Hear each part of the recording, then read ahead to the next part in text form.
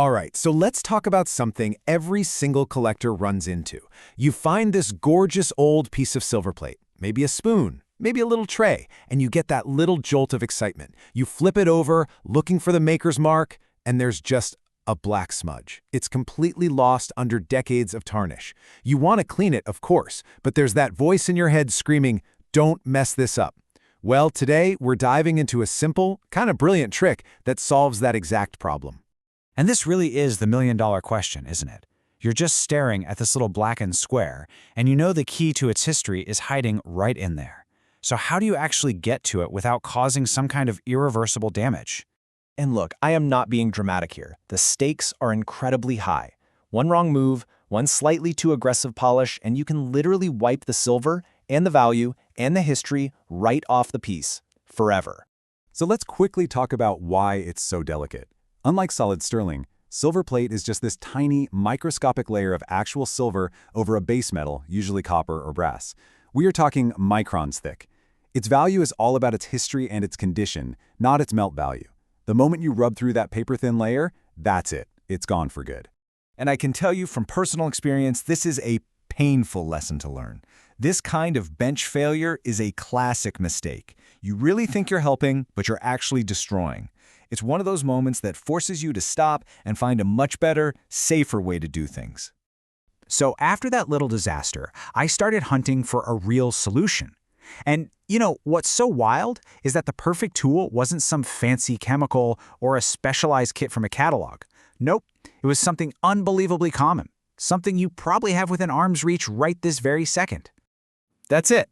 A simple, soft, white vinyl eraser. The kind you use for pencil marks. This humble little office supply is actually an incredible precision instrument for silver restoration. And today, we're going to turn it into your new secret weapon. So what's really important to get your head around is this. When you're cleaning silver plate, you're basically facing a choice between two paths. You can go down the road of aggressive chemicals and pastes that just strip away the surface, or you can choose gentle, controlled friction that only lifts the tarnish. Now check this out. This chart really breaks it down perfectly. Just look at that top row. The white vinyl eraser, very low abrasiveness. It's perfect for those tiny little hallmarks and details, and most importantly, the risk level is low. Now compare that to chemical dips or even that baking soda trick. Both of those are way up on the high-risk scale. This shows you so clearly why the eraser is absolutely the right tool for this very specific job. So how in the world does this actually work? Well, it's pretty simple science. The vinyl of the eraser is softer than the silver itself, so it physically can't scratch it. Its unique texture has this grabbing quality that gently pulls up the silver sulfide, that's just the fancy name for tarnish, and lifts it right off the surface. You'll actually see the eraser turn black as it works, which is pretty cool.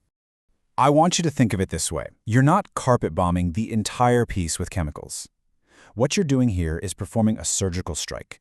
You are precisely targeting only the tarnish that's hiding the detail you need to see. This way, you get to preserve the piece's overall beautiful patina while revealing its hidden secrets. Okay, so now we've covered the why. Let's get into the how. This is your step-by-step guide to doing this safely and getting it right the first time. Let's just walk right through this. Step 1, a quick wipe with a microfiber cloth to get any loose dirt off. Step 2, grab your tool, a soft, white vinyl eraser.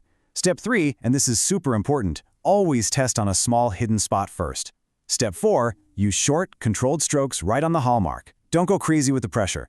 Step 5, use a little soft brush to gently sweep away the eraser crumbs. And finally, Step 6, a final little buff with a clean, dry cloth to bring up the shine. See, it's really that simple. All right, you've got the basics down. Now let's cover a few expert tips and answer some really common questions. Think of these as the master's notes that'll help you avoid all the common pitfalls. This is probably the most critical question we're going to cover. I know what you're thinking. You see that old pink eraser on your desk and you think, hey, an eraser is an eraser, right? What's the big deal?